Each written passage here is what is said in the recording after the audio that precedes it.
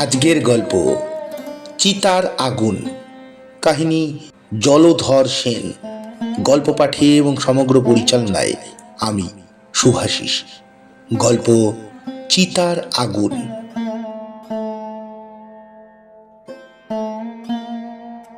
আমার নাম গোরাচাঁদ দাস মিত্র। পিতার নাম ফকির চাঁদ মিত্র। পিতামহের নাম দয়াল চাঁদ মিত্র। তোমরা যে একবারে হেসেই অস্থির। ব্যাপারটা কি বলো দেখি?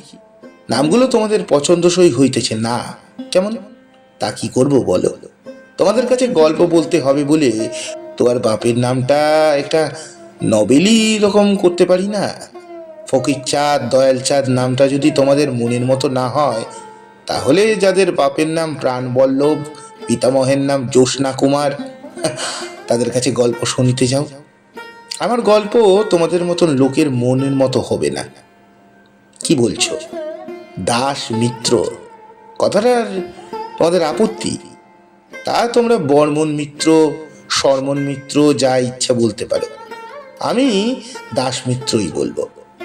দাস বলে আত্মপরিচয় দিতে যার আপত্তি, সে ইংরেজের মুল্লুক ত্যাগ করে আর কোথাও যাইতে পারে নাই।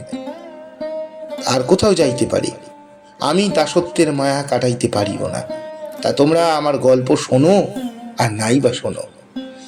নাম জিজ্ঞাসা করিলে পিতৃপিতামহের নাম পরিচয় দিতে হয়।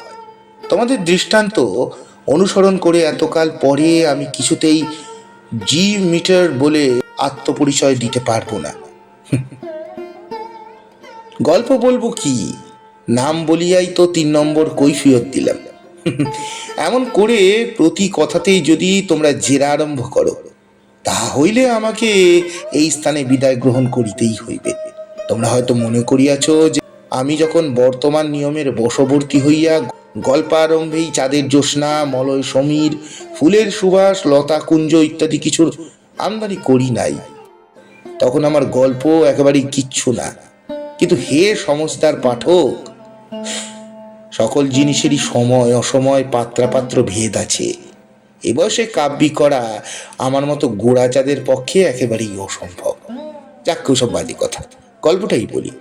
আমার নাম গোরাচাঁদ শুনিয়া তোমরা যদি মনে করিয়া থাকো যে আমি কোনো জমিদারের নায়েব বা তহসিলদার অথবা কোনো বড় মানুষের রাজার বাজার সরকার, তা হইলে তোমাদের ভ্রম হইয়াছে।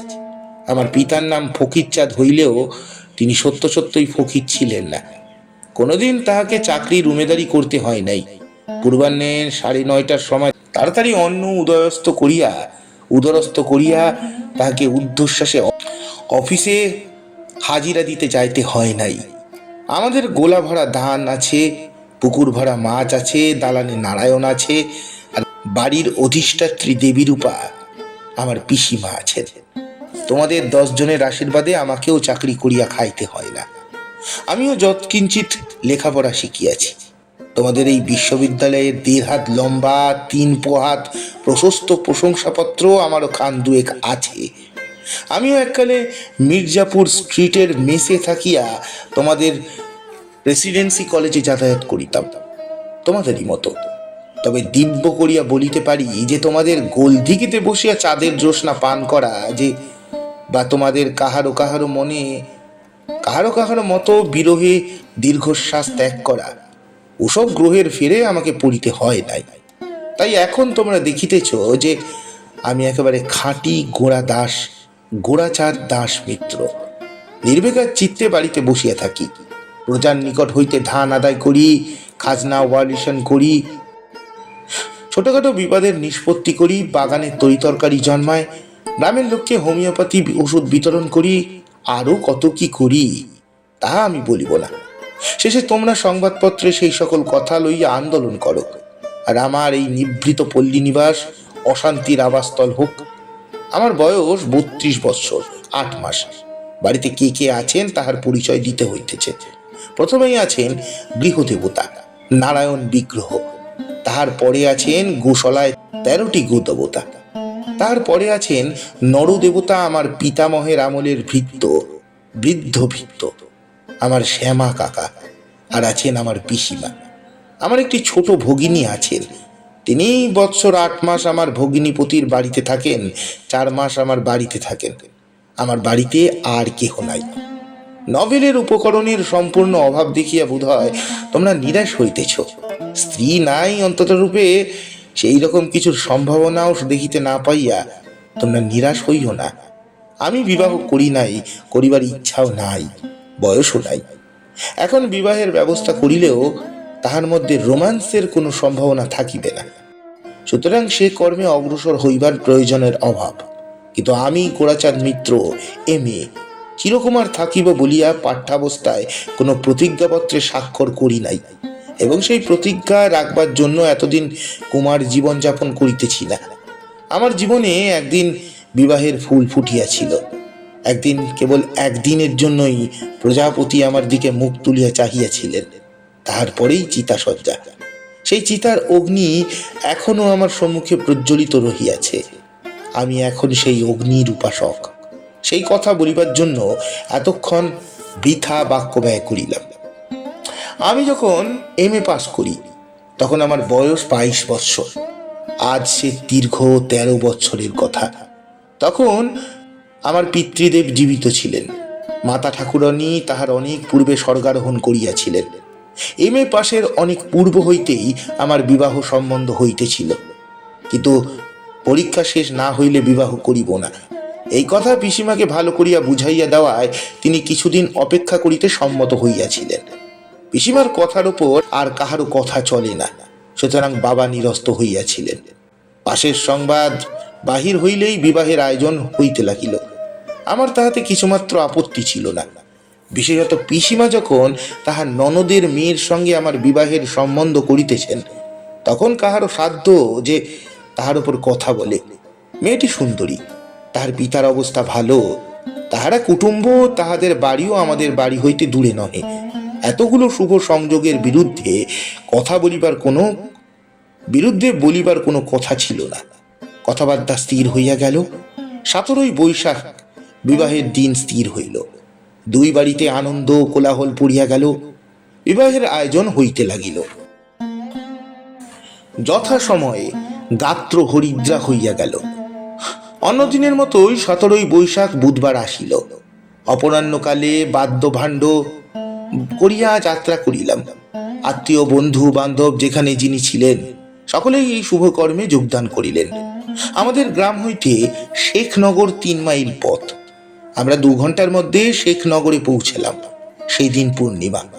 আমরা সন্ধ্যার সময় যখন গ্রাম প্রান্তে উপস্থিত হইলাম, তখন একটা প্রকাণ্ড বাগানের পার্শ্ব হইতে পূর্ণিমার চাঁদ উঠিতেছিল।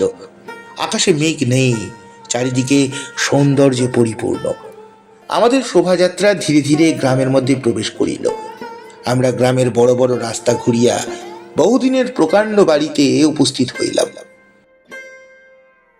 বরপক্ষ দিগের অভ্যর্থনার জন্য বসু মহাশয়েরা বিশেষ আয়োজন করিয়াছিলেন।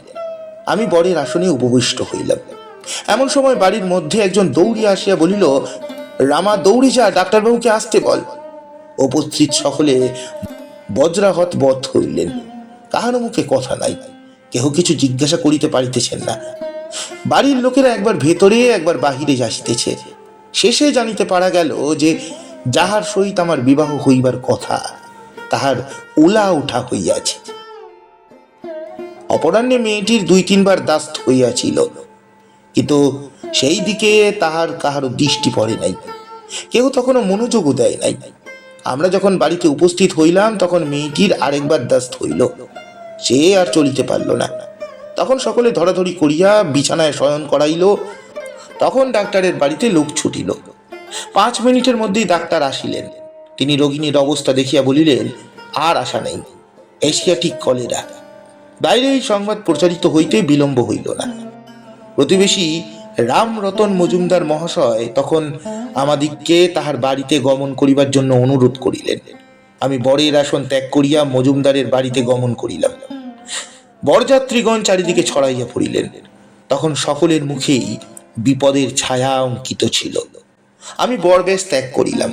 বিবাহ করিতে আসিয়া এমনভাবে ফিরিয়া যাইতে হইবে ভাবিয়া একটু কাতরও হইলাম, কিন্তু উপায় নেই। মজুমদার দিগের বৈঠকখানার ঘরের সম্মুখে পথ। আমি একাকী সেই পথে বেড়াইতে লাগিলাম। একটু পরে বসুদিকের বাড়িতে কান্নার রোল উঠিল। বুঝলাম সকল শেষ হয়ে গেল, বুঝিলাম শেষ হইয়া গেল। আমাদের দলের অনেকেই তখন চলিয়া গেলেন।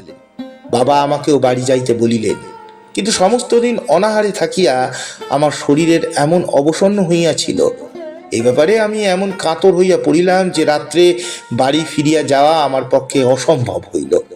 বাবা বলিলেন, আজ তুমি এইখানেই থাকো, কাল সকালে পালকি পাঠাইয়া দিব, তোমাকে লইয়া যাইবে। বৈঠকখানার পার্শ্বের ঘরে আমার শয্যার ব্যবস্থা হইল। কোথায় বরের শয্যা, না এই বিপদ। আমার কিছুতেই নিদ্রা হইল না। আমি বিছানায় শয়ন করিয়া আকাশ পাতাল ভাবিতে লাগিলাম। রাত্রি তখন 11টা।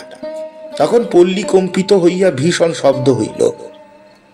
বল হরি হরি বল, বল হরি হরি বল, বল হরি হরি বল, বল হরি হরি বল।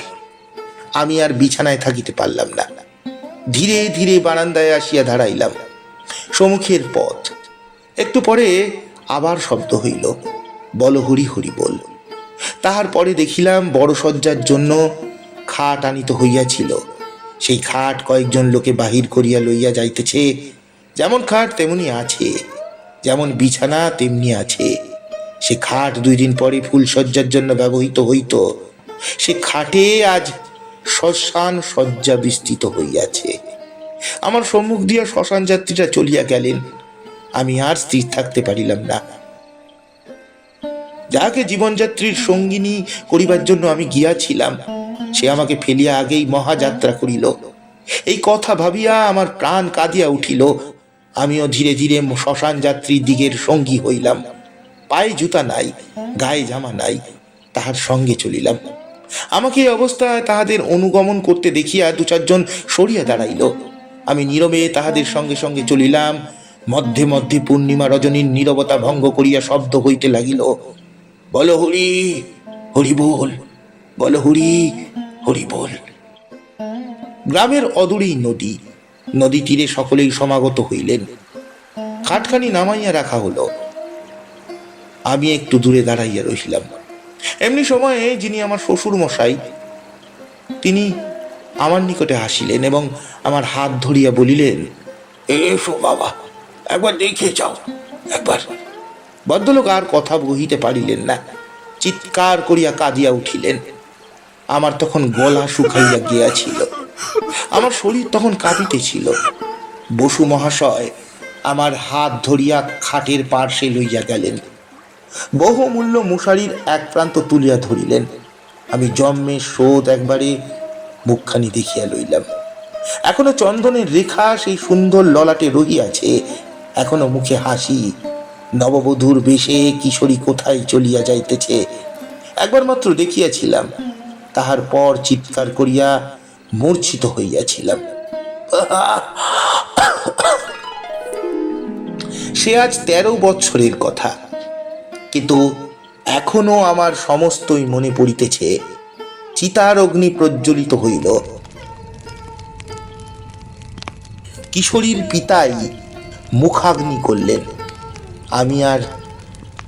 আমি তো আর কেহ নহি। তাহার পর এই 13 বৎসর যাইতেছে। তোমরা শুনলে বিশ্বাস করিবে না, প্রতি পূর্ণিমার রাত্রিতে আমি এই দৃশ্য দেখিতে পাই।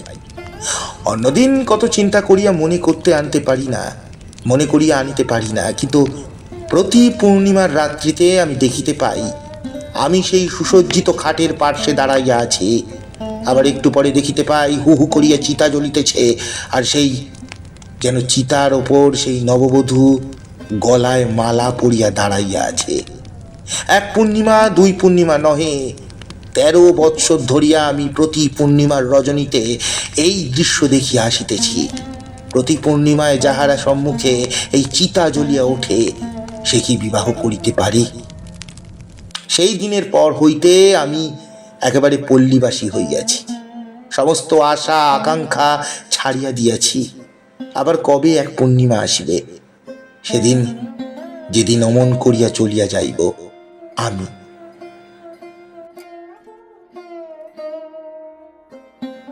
সমাপ্ত। গল্পটি আপনাদের কেমন লাগলো অবশ্যই জানাবেন। গল্পটি ভালো লাগলে লাইক, কমেন্ট, সাবস্ক্রাইব ও শেয়ার করে আমাকে সাপোর্ট করতে ভুলবেন না। নমস্কার।